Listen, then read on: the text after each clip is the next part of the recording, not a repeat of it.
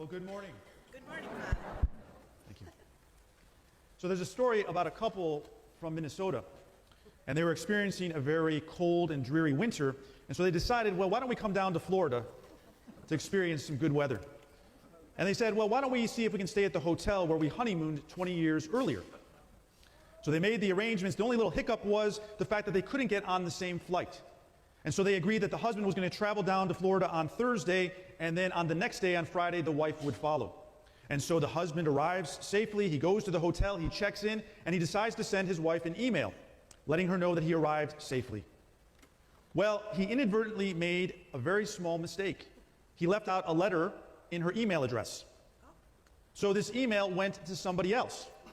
Now, the recipient of the email was a woman in Houston, Texas, who earlier that morning had buried her husband. Her husband was a minister.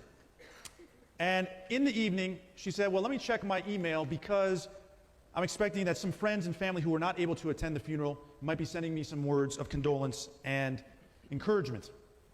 Well, needless to say, when she opened up the first email, she fainted.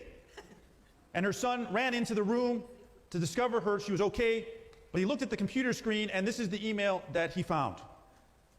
To my loving wife, I've arrived. I know you're surprised to hear from me. They have computers here now, and you are allowed to send emails to your loved ones. I've just arrived and been checked in. I see that everything has been prepared for your arrival tomorrow. Looking forward to seeing you then. Hope your journey is as uneventful as mine was. P.S. It sure is hot down here.